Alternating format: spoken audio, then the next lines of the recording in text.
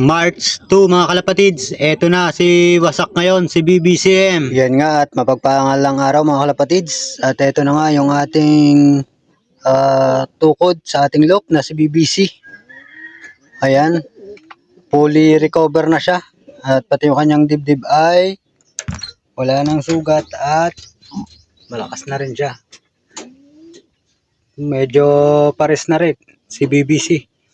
Tingnan muna natin yung video niya nung dumating siya dito. Bali, unahin natin yung picture. Ayan, nandyan siya sa landing board.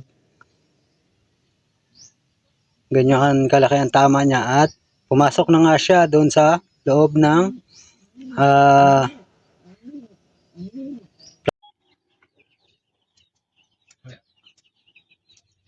ayan mga kalapatids, may tukod na naman dito. Alas 10 dumating. Ayan o, saka ng tama sa dibdib. Ayan, naka-sticker pa. Kulay puti na ibon. Kanino kaya to? Panibagong tukod to ngayon. Laki ng tama sa dibdib. Mamaya huliin natin, videohan natin kung anong ring nito. Para mahanap ng may-ari. Tires loop. At hinuli ko nga yan. Sa part na to, sa video na to ay tinitingnan ko na nga kung anong ring. Yan mga kalapatids, ito yung ibon na puti, nahuli ko na. Yan, medyo malaki lang talagang tama sa dibdib. Posible mahirap ng anuhin to. Hindi na talaga makakauwi to. Wasak. Tingnan natin yung ring niya.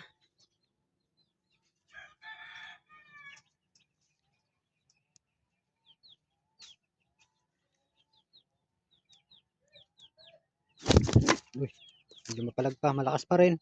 Kaya lang wasak. Nasasaktan siguro sa tama niya.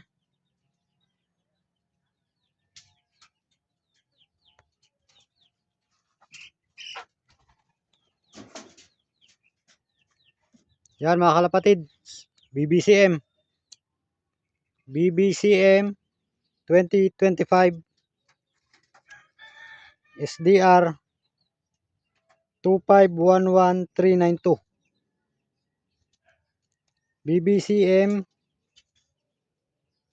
SDR 2511392. Ayan po ang ring number ng puti na ibon na ito na may tama sa dibdib.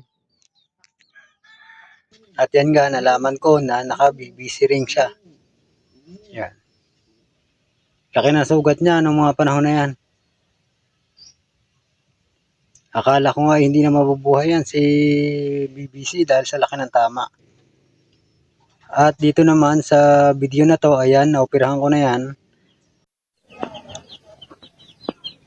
Ayan mga kalapatid, si BBCM. Natahi na natin yung sugat niya. At napakahaba ng sugat, nasa 3 inches mahigit. Natahi na natin yung sugat. Ayan, goods naman dahil kumakain naman siya at walang tamaang butse. At iba black and white lang natin mga kalapatids. Alam nyo naman si Meta, kahigpit pagdating sa ganitong mga sitwasyon ng mga hayop. Yan po siya yung naghumihingi ng update sa puting ibon na wasak ang dibdib. Ayan po, kasalukuyang nagpapagaling. Medyo mahaba-haba ang tahi.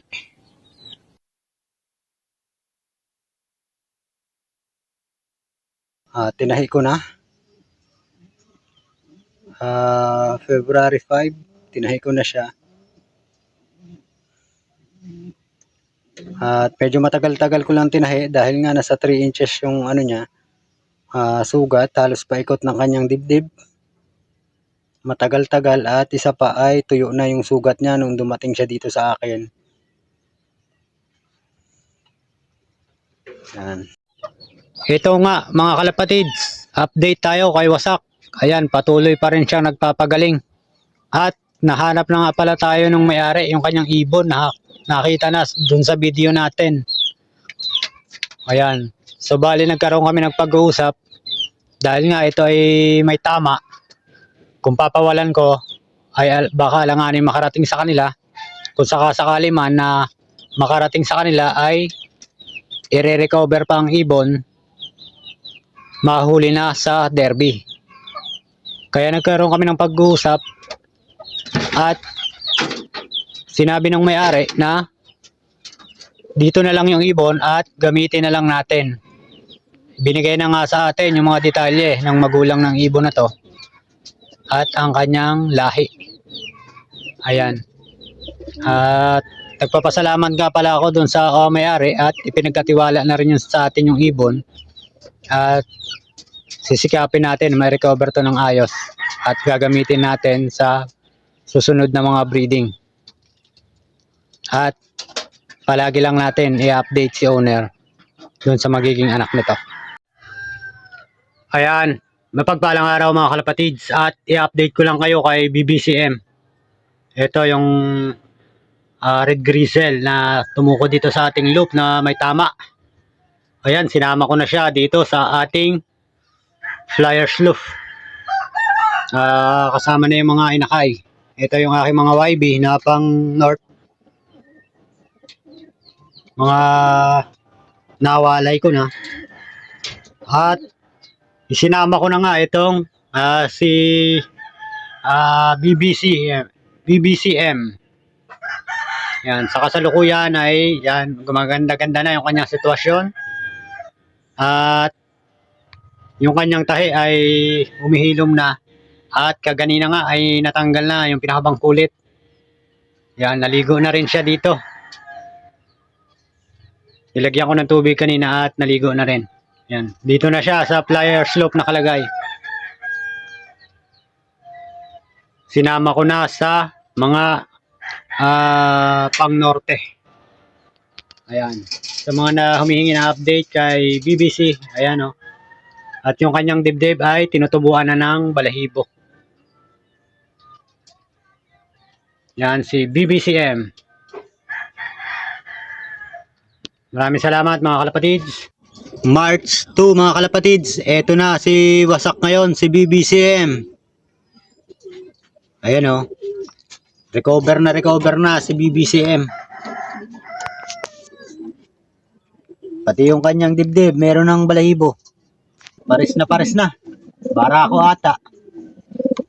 Pero tingin ko babae ito eh. Ano lang, pares lang siya talaga.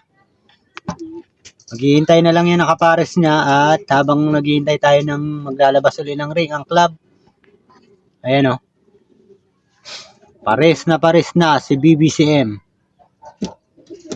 Wala nang sugat.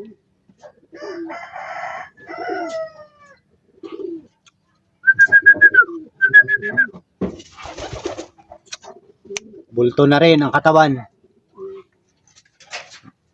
Pagkatapos ng halos isang buwan na pakikipaglaban niya sa kanyang tama ay magaling na si BBCM.